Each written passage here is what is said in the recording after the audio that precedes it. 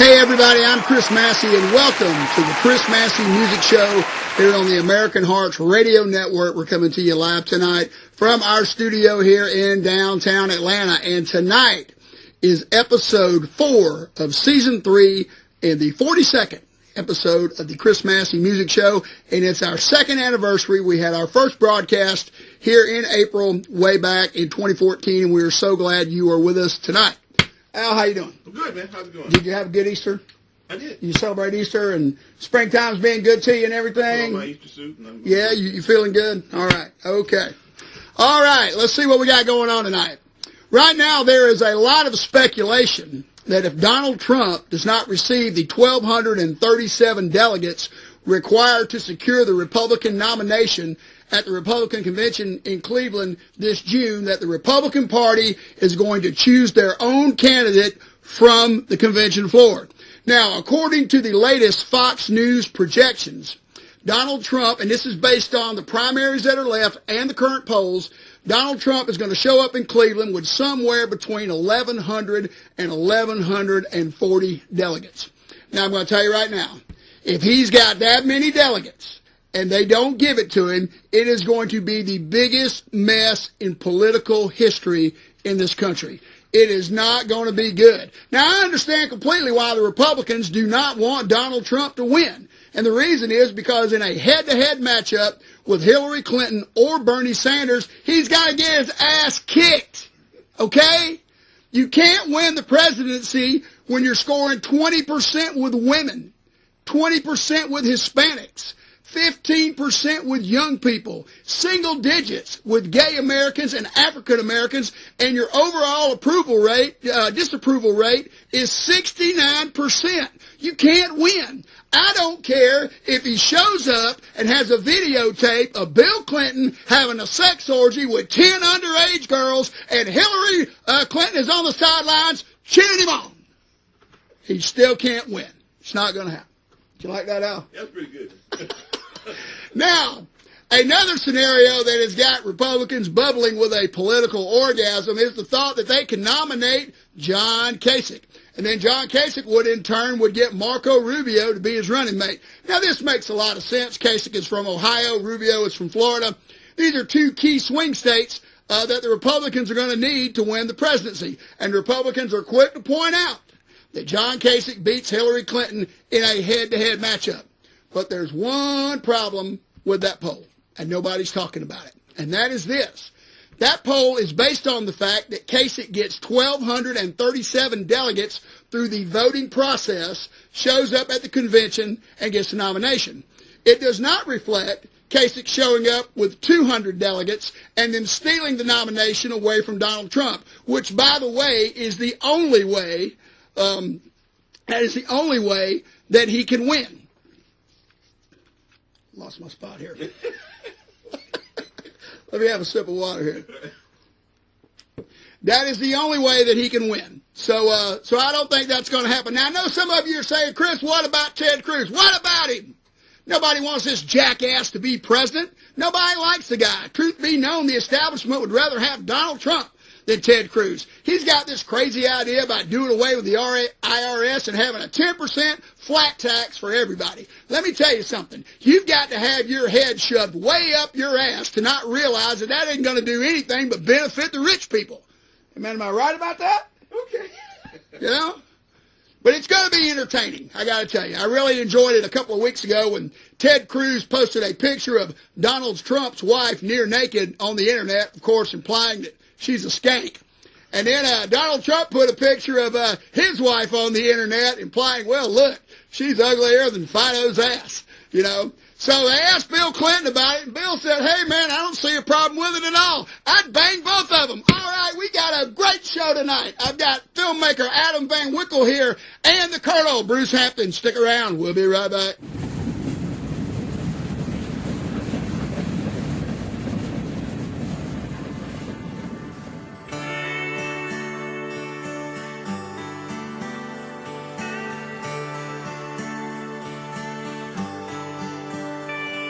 It's a Friday night in Tuckerville, little town that I grew up in.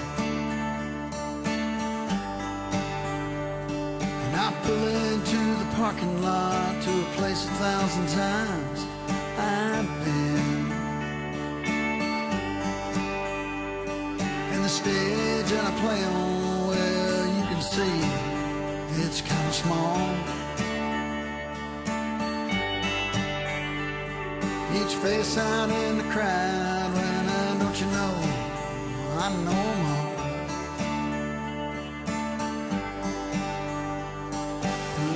Shine on me, aren't as bright as I hope they'd be. By now I thought I'd be somewhere I may never be. And I know it's hard to think that somehow I can still believe.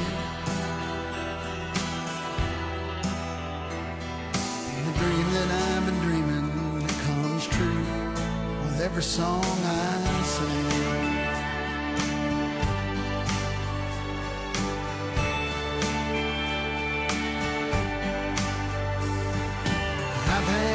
Tell me the songs I write are good. We'll take you to Nashville, get you signed up. Yeah, they said they would. So I listen with a hopeful heart and keep strumming on this old guitar. Another year and I'm still here. All the talk I've heard ain't got me very far.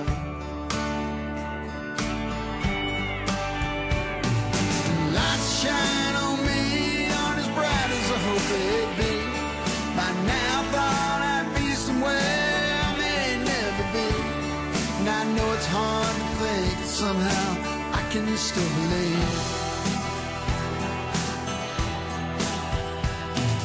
The dream that I've been dreaming, it comes true with every song I sing.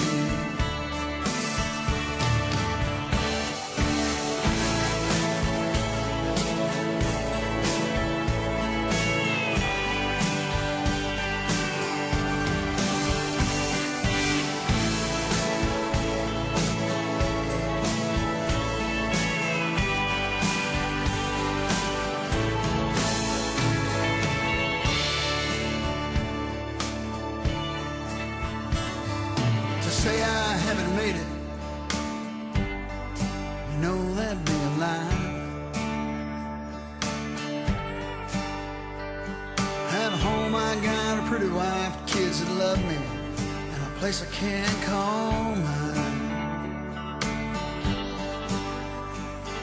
And someone's got to be here to play this bar on Friday night.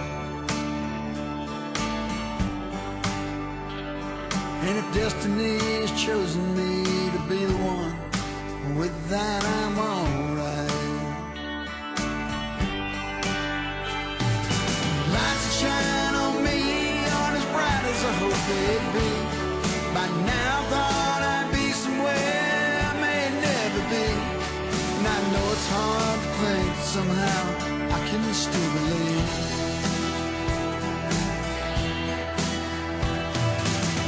That I've been dreaming, it comes true with every song I sing. Every song I sing. Every song I sing.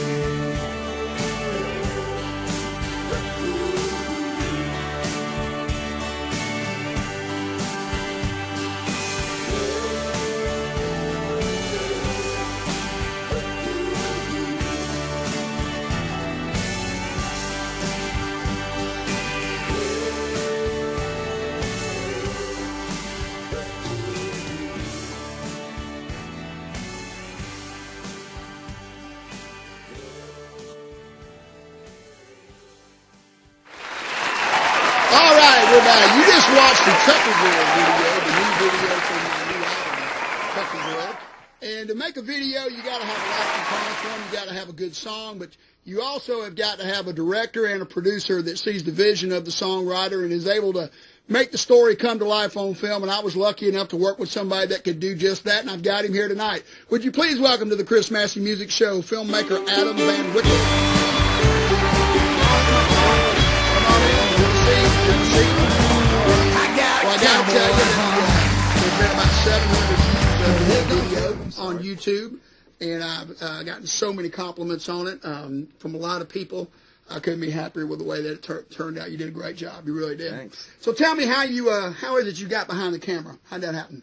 I've been working at this like little TV station in Atlanta for long time, but this is like the first music video I've ever done. It's First all been one. First music video. Yeah. Man, that's except for we did. There was that George Michael thing. Yeah, that we did with Leon Smoker. We went out and shot one day with Leon Smoker, Al. Yeah, I remember that. And we've never shown it, but we're going to here one of these days. Mm-hmm. But and that's when I saw how good you were at editing and how creative you were, and then I got the wheels turning to do the Tucker video. Yeah, it was fun. So do you have any plans to do more music videos? Is this something you would like to pursue? Yeah, it was fun. It was fun. Mm-hmm. I mean, we shot that whole thing with just like one camera. That's right. Almost all the time, one Almost camera. all the time. A couple times we had like a friend of mine like went and helped out,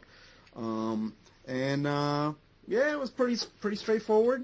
Now, one thing I really liked about it was that this video is almost like a short film. Right. Okay, and we didn't go out in one afternoon and do it. We did an afternoon shoot. We did a shoot where you made me be at Main Street and Tucker at 5:45 in the morning on a Saturday. That's true. And let me tell you what, Main Street and Tucker at 5:45 in the morning on a Saturday, it looks like aliens have abducted, have gotten the whole town. It looks like The Walking Dead. You can hear a piece of paper blow across the street. And then we did the night shoot, and then you came out to the moon shadow, and so you had 4 different shoots, and I counted it up the other night. The scenes changed 68 times. Wow. During the film. Yeah. 68 did different changes, and that's a lot different than just setting up a band somewhere and shooting the band and shooting pretty girls and then shooting the band and that type of thing. Yeah, right. So I was very pleased with the way that turned out.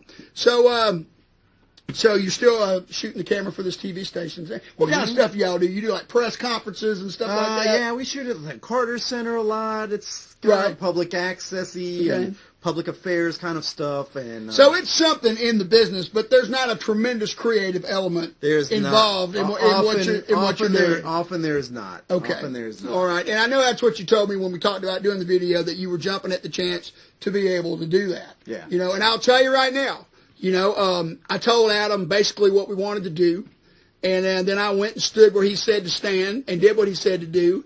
And when he edited it, I just saw one rough draft, made a couple suggestions, and he did everything else. And I got to tell you, if there's anything I've learned in the entertainment business is, you let your producers produce is what you do. And me standing over your shoulder watching you do everything would have just slowed down the process, and he would have probably told me to hell with it. That could be. And it wouldn't have gotten done. No editor likes to edit with the client. And we get done. So what I'm going to do is I'm going to put your name out there to a lot of people. I know everybody that has a band wants a video. I mean, they do. You almost have to. And they're not super cheap. I mean, they're just not. But it's something that pays off in the long run. It's one of those work now, get paid later type of deals, and it's already paying off dividends for me. I found out that we're going to be in Tampa, Florida, and we're going to be opening up for a band called the Soul Circus Cowboy, and their new album is number 25 on the country Billboard charts this week, and we're going to be opening up for them in their hometown, and that video played a big part of that. Wow. Played a big part in us being able to get that gig. So Adam, I appreciate everything that you did on the film, and good luck to you. And I think sooner or later we're going to work on another one together. I think we probably All will. right. Thanks for being here, Adam Van Wickel, everybody. We'll be right back. Appreciate it. Hey everybody, I'm Chris Massey from the Chris Massey Show. One of my favorite places to hang out, eat, and play music is the Moon Shadow Tavern in Tucker, Georgia.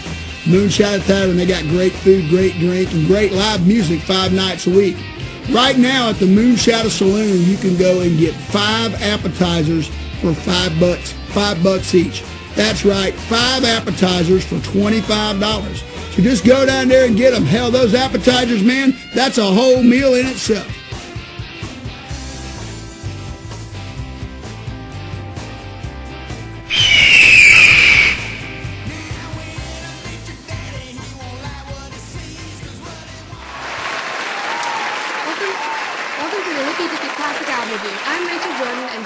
our guest is the senator from Vermont, Democratic presidential nominee, Bernie Sanders. Hello, Rachel. Mark Aloia had called me and told me that Leon Smoker had been detained on a marijuana charge and asked if I would fill in, and I'm glad to be here. And we're glad you're here. That's a nice look you're sporting there today. Well, some of the young people that support my campaign told me that I should go to this New York beauty parlor, and I went in there and asked for a permanent, and I was quite pleased and quite surprised with how much hair I actually have, and I think it looks okay. All right. If you say so. Moving on to business. So tonight we are going to review the career of Aerosmith. After the band released their debut album, Dream On, in 1973, the band got off to a slow start. But by the end of the 70s, they were an American supergroup. They disappeared in the 1980s until 1987 when Permanent Vacation was released. This started a string of hit albums, and today they still sell out large venues all over the world. Bernie, what is your take on Aerosmith? Now I want to make one thing perfectly clear. I am a big Aerosmith fan. My favorite Aerosmith album is Get Your Wings. I really like that Train Kept a Rolling. I think that Steven Tyler is an excellent singer. And I really like the way that Joe Perry plays guitar. Now, there are a lot of people out there that will tell you that Aerosmith is nothing more than a poor man's Rolling Stones. And there could be some validity to that comment. But I will take the boys from Boston every time. You know, a lot of people think their best work came in the 80s after they got cleaned up. That statement is absolutely incorrect. The four best Aerosmith albums are Dream On, Get Your Wings, which I've already mentioned, Toys in the Attic, and Rocks. And it's perfectly clear that they did their best work when they were high on drugs. Now, I have heard that the live shows have gotten a lot better, and I would not be surprised. They have been clean and sober for a number of years. But it's not, you cannot mistake it. They did their best work when they were stoned out of their minds. Now, enough about Aerosmith. Young lady, I understand you are about to graduate from college. Yes, I am, next month. How would you like it here if old Bernie just made your student loans disappear? Disappear. That's right, disappear. You can do that? Oh, yes, I can. Now, tell me about this. Okay. I want to raise the minimum wage in this country to $40 an hour. $40 an hour? That's right, $40 an hour. The way I see it, sometime in the 21st century, we are going to need a $40 an hour minimum wage here in the United States, and I think we should just go ahead and do it now. Now, I also want to warn everybody out there about this jack-off Donald Trump that is running for president. This man is clueless, and he has no idea what he's doing. Recently, in the last few months, he got a full endorsement from Sarah Palin. Now, I want to tell you tonight that I would not let Sarah Palin wipe my Yankee Jew ass. Okay, that's enough. I need you to take us out. I can't talk anymore. Okay, well, this was Bernie Sanders, and I'm Rachel Jordon. Hold on. I'll take us out. Join us next time on the Hippy Dippy Classic Album Review, when we will be talking about whether or not me, Bernie Sanders, was a roadie for the Grateful Dead. Until then, I'm Bernie Sanders. I'm Rachel Jordon. See you next time. Good morning.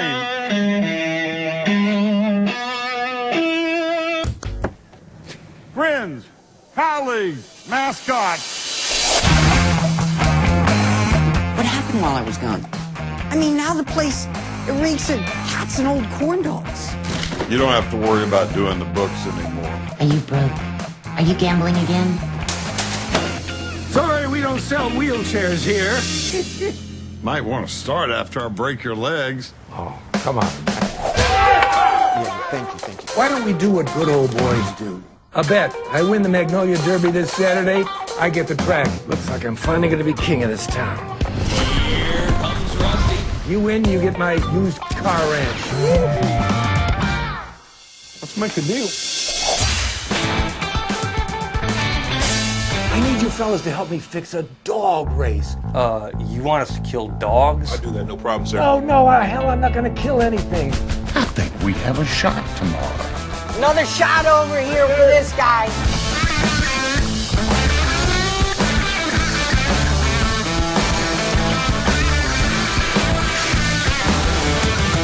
Do not touch the ding-dong, sir. Get your hands off the... You'll get ag charges all night, aren't you?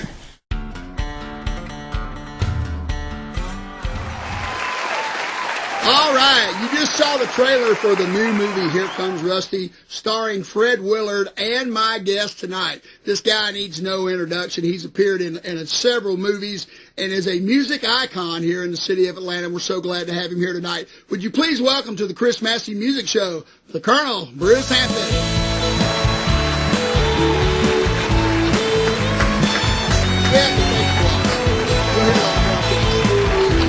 Come on in. Bruce, it's good to see you someplace other than the Chevron. No, only at the Chevron. This is we run into each other there all the time. And anyway, I'm so glad you took time out of your busy schedule to be here tonight. Now, Bruce, I want to talk about your music before we talk about the movies. Okay. Now, you are one of the founding members of the Hampton Grease Band. a long time ago. That started in the late 60s in Atlanta, is that correct? About 64, I think. 64, yeah, and that was with Glenn Phillips, right? Glenn's a friend of the show. Well, actually, it was 67, I think. 67. It was named the Hampton. Okay. Yeah. All right, and I know about this time that Daryl Rhodes had a band called the Voluptuous Banana. We worked opposite each other in the worst place in the world on 14th Street and Peachtree, and I jumped up on the pipes one night and flooded the place, and all of Peachtree's water came in. The drums went out. But now let me ask you, it's my understanding that you guys were the ones that started the free concerts in Piedmont Park. Is that correct? I'll take credit for anything. And Glenn was telling me that the guy that was head of Capricorn, what's his name? Phil Walden. Yeah, and he called and said, we'd like to send the Allman Brothers up there to play with you. And you guys played with the Allman Brothers in the park numerous times, right? Numerous times, yeah. That had to be a lot of fun. It was amazing, to say the least, yeah. I mean, there was So you knew Dwayne Allman, huh? Yeah, good guy, man. He actually got us a lot of dates at the Fillmore and got us on Capricorn Records. Wow. Now, your album with Capricorn Records has a distinct something that it's known for. Would you like to tell everybody what that is? I'm not sure what that is. It is third worst? Yeah, or fourth. Yeah, you got to say third or fourth. It's the third worst selling album ever. But that doesn't mean anything. It doesn't. No, it doesn't. It's good karma. And you guys, of course, performed at the second annual Atlanta Pop Festival in Byron, Georgia, that they just did a movie on, which you were in. Yeah. Did you get to meet Hendrix that day? Yeah, I talked to him a long time about Blind Willie McTell, and there's a great story about Blind Willie McTell I wish they had put in the movie. Really? And he was like a fan, and he knew we were from Atlanta, and it was hot as hell, and his helicopter almost crash landed. He came in and barely made it through, and he wanted to know about Blind Willie McTell, and you know where the Krispy Kreme on Potts is? Sure, absolutely. That used to be a barbecue restaurant. And there would be 5 blind guys who would take ropes out to get the food and bring it back. And one of them was Blind Willie McTell, so he was just beside himself. I can't say I saw him. Right. I did know it, but our family was in there quite a bit. And he lived on Penn Avenue right across from that old Krispy Kreme. I see. Okay. So Hendrix just didn't fly in and fly out. He was backstage and hung out for a little while? He hung out for a couple hours, yeah. Awesome. And he was supposed to play with Dwayne, and they were playing at the other stage about a half mile away, and he was going to get in the golf cart, and Johnny Jenkins was there, and he got back in the helicopter and split. Okay. All right. Now, later on, you had a band called the Late Bronze Age. Mm-hmm. Now, what year was this? In the late 70s, early 80s when you had the Bronze Age? It seems like when I started playing clubs in Atlanta in the early 80s, you guys were out there doing about 87, probably. And then you, of course, the Colonel Bruce Hampton in the Aquarian Rescue Unit. I started about 87. Yeah. Okay, all right. And Bruce, you play guitar and you play piano and. I try. I can hold the piano. And a terrific singer and songwriter. Thank you. Now, the band you have now, what is it? Just the Bruce Hampton band? Is that what it is? No, we're called the Madrid Express. We have a drummer from Madrid, so we gave him some credit. All we pay him is $7 and a taco, but. He might as well hear that it's from Madrid, and I mostly steal children from Kansas. Kennesaw State. I got you. And the top age is 21. He's 21. The other's 19. The other's 21. Excellent. Yeah. Now, so you still write? You still write a lot, Bruce? No, not too much. I'm doing movies right now. I got you. We're producing another one. Right now we're in the process of doing another one. Wow. We're doing 2 this year. Okay.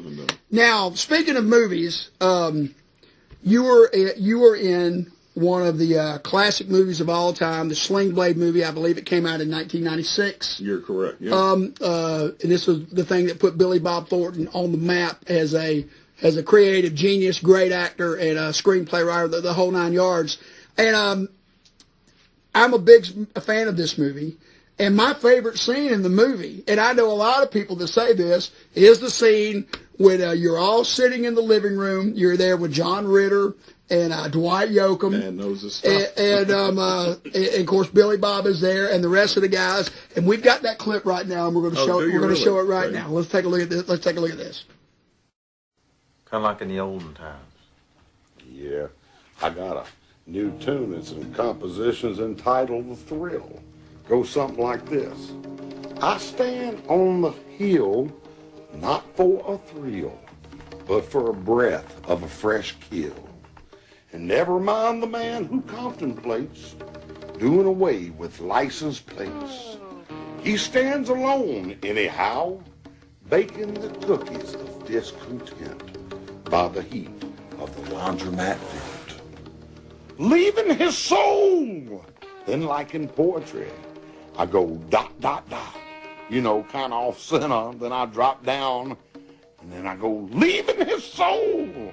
Part in the waters of the medulla oblongata of mankind. A damn good song, wasn't it, Dora? You like that song? All right. I don't think that's right. I believe the dot, dot, dot come between medulla and oblongata. Well, it did. The dots are where I say they are. Melody and tune. That's your trade, Terrence. You're a tunesmith. I don't understand the meaning of the words. If y'all don't shut up, I'm going to go out of my mind. Besides, Carl here's liable to bust his spring. He's already off balance. All right.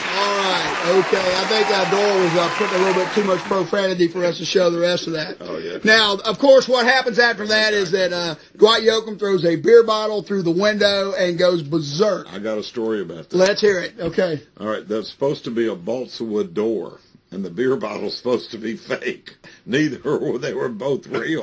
And they took poor Vic, and the door was oak, and he went flying up and... Now, how long did it take to shoot that scene? We did everything. I mean, we did 2 takes on everything.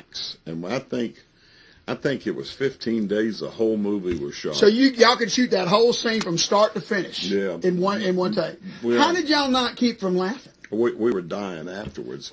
He cut off the air conditioner room when we were in Arkansas, and it was 104 that day. And so we sat in there for about 3 minutes before we started, just so we would be insane. And we were just awfully insane. It was such a thrill to open that door, you know. Now, how do you know Billy Bob Thornton? He was coming here in 1986 to do the Otis Redding book. Oh, okay. And I knew him through Phil Walden, who was our manager, and he later on managed Billy Bob and Jim Varney. Okay, all right. And Billy wrote the book on Otis Redding. And, okay. It got, no one ever knew what happened, and that's how he got, and I think Phil managed Billy for numbers of years. Did you catch Billy when he was in town with his band? Yeah, well, it's so funny. I said, man, you ought to quit your day gig and let me do the acting here, and I was doing Rusty in Alabama, and I invited him over, but he didn't have time, and loved to have had him play catch or something in the film. Yeah, but he was doing the gigs here in Atlanta and Athens, and we talked on the phone a lot, but I missed him, yeah. Okay. I heard him. So you guys are going to do a song for us tonight? Love to. Okay, we're going to take a quick break, and we'll be right back.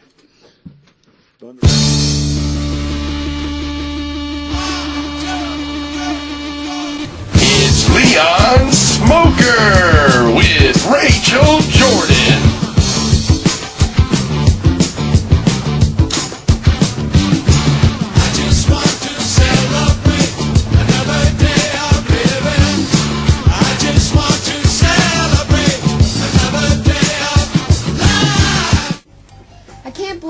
fireworks make me go to this Kiss concert with you? Well, you know, man, sometimes I get lost. You know, I have a hard time getting found. Where'd you even find this car? You know that dude that does the Batman show at 11 a.m. on Saturdays? Oh, yeah, so he let you borrow it? Well, sort of. What do you mean, sort of? Well, I mean, my car broke down and I kind of sort of took his. Well, did you ask him for permission? No. So you stole it? Well, man, look, it's not really stealing, man. We're going to give it back to him after we get back from the concert. It's unbelievable. Now, look, man, when we get to the concert, I've got some weed in the glove box there, man, and I want you to put it in your purse and take it into the concert for me. Have you lost your mind? Oh, shit. What? Oh, man, it's the cops, man. Quick, get that weed out, man, and shove it down your pants. I'm not shoving weed down my pants. Oh, shit, here he comes. Play cool, play cool. Hello, sir. Hello, officer. Listen, man, if you pull us over because you think we've got marijuana in this car, we don't have any in here. You were speeding. Yeah? Are you Leon Smoker? Yeah? Yeah, man, I'm Leon Smoker. Yeah, that's right, man. And this is Rachel Jordon. I've seen both your shows. Hi, officer. Man, you need to do a Black Sabbath review. So you'd like to see us do a review of a Black Sabbath record, huh? You can go, slow it down. Okay. All right, man. Well, listen, man, I really appreciate it. Man, that was close. You're an idiot. The officers require assistance.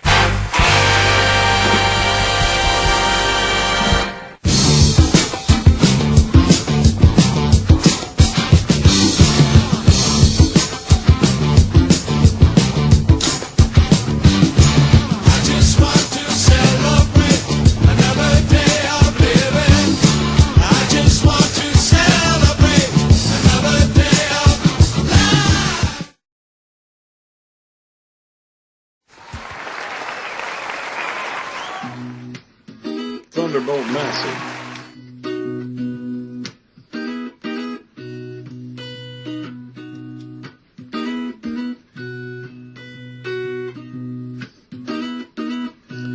Now if you got a headache, baby, you powder through the pain.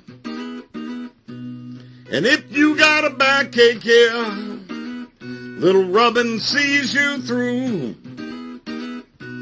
But if you got a heartache, baby, not much you can do. And if you got a heartache, honey, ain't nothing you can do. A man can't cut the stone, and he tries another lick. A man can't cut the ice, no, and he tries another pick. Said electric lights go out. Yes, a candlelight will see you through. And if you got a heartache, baby, there ain't a thing you can do. Ain't nothing you can do. Ain't nothing you can do. I said there's nothing, baby. Ain't nothing you can do. And if you got a heartache, baby, ain't nothing you can do. Ain't nothing Thunderbolt, you can take it, baby. I had a friend, and his name was June. On the way here, I saw a box of lemons on the side of the road. Now there's a first time for everything, and there's a time to lose. But if you're running late, there ain't nothing you can do. Said there's nothing you can do. Ain't nothing you can do. Ain't nothing you can do. Ain't nothing you can do. If you got a heartache, ain't nothing you can do. Ain't nothing you can do. Thank you for having us. All right, ladies and gentlemen, the great Bruce Hampton. And we appreciate you guys being here. All right. For being a guest on the Chris Massey Music Show, my guest, Bruce Hampton, tonight will receive a 6-month supply of Rice-A-Roni, the San Francisco treat, and a case of turtle wax. That's right. Just see Ray, the security guard downstairs, and he'll get you your door prizes. We'll be back in May. Until then, like I always say, always love your woman. Take life as it comes, and when you get the chance, have too much fun. We'll see you next time.